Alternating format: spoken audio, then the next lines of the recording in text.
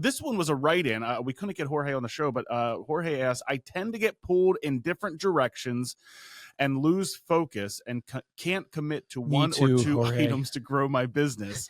How to stay focused. You need to come on Stay Paid so I can give you 50 items. Distractions. This could not be a better question after I just helped our last guest with 50 different ideas.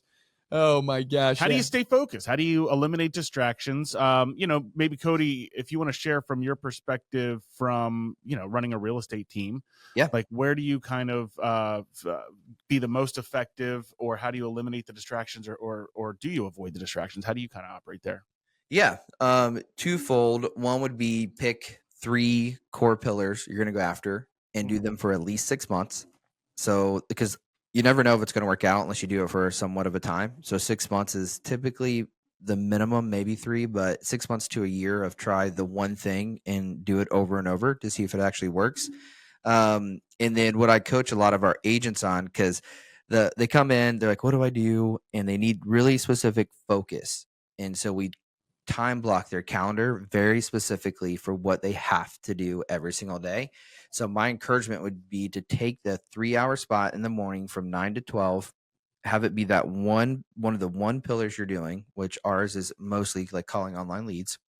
And you just do that. And you only do that for 3 hours. Everything else, put aside, what's the one thing that's going to move my business forward? And you just focus in for those 3 hours. You have everything else going on. It sounds like you're really busy, Jorge, and what you're doing. And that would change your world if you're able to focus in on that one thing for 3 hours every day, times 6 months. Good night, dude. Where you could be.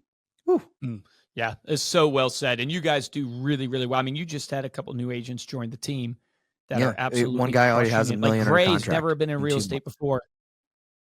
Yeah, it's crazy. But it comes from your years of experience, our experiences, realizing, hey, this is where you need to focus. This is how you need to time block your day.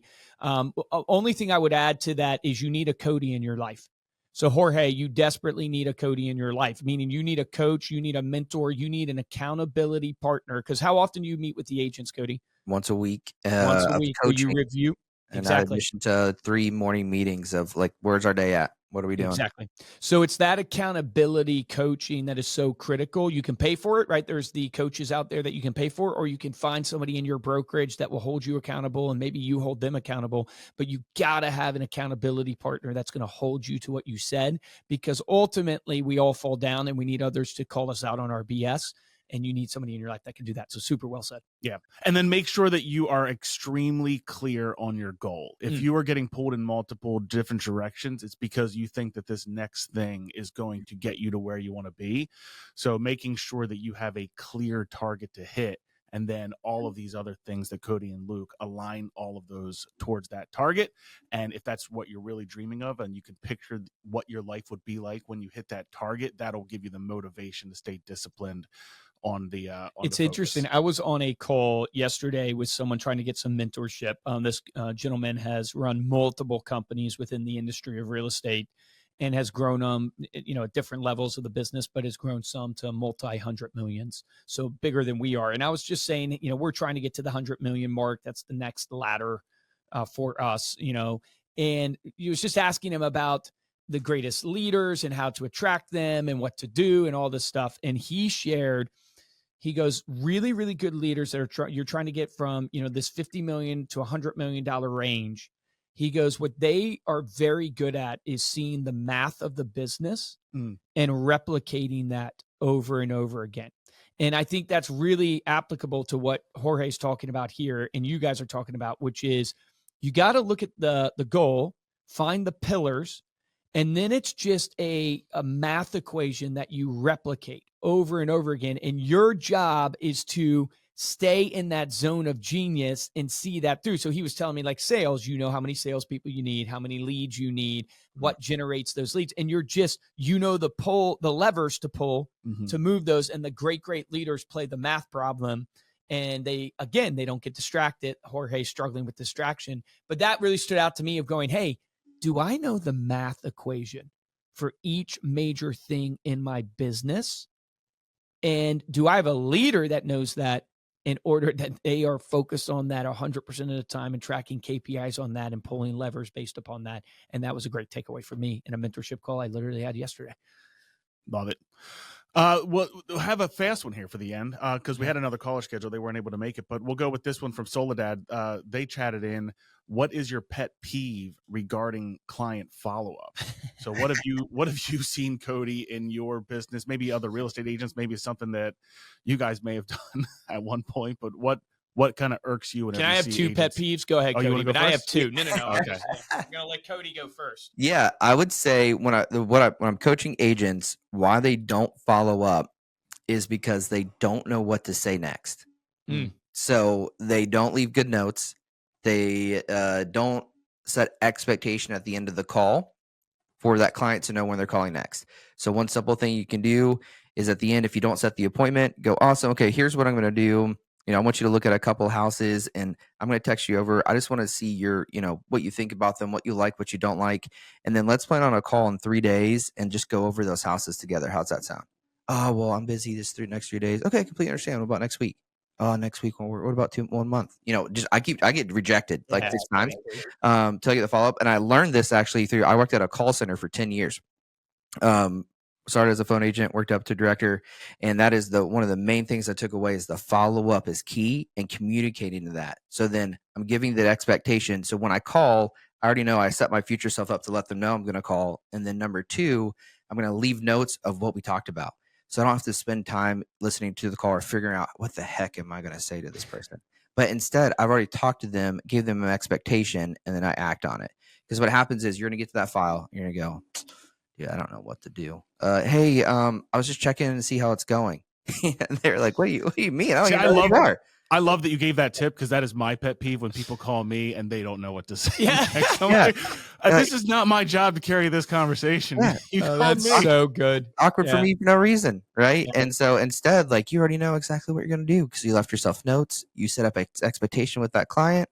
It's going to be a huge win. Great tip. Because it's confidence. It's the confidence feel of that call. No one wants to make that second call and you don't know what to do, but you have to. And then you don't end up doing it because it's too much pressure, too much stress.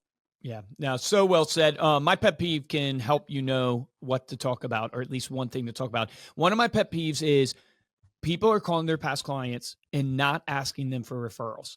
And they dance around the reason of the call. And it's so inauthentic, if that's how you say it.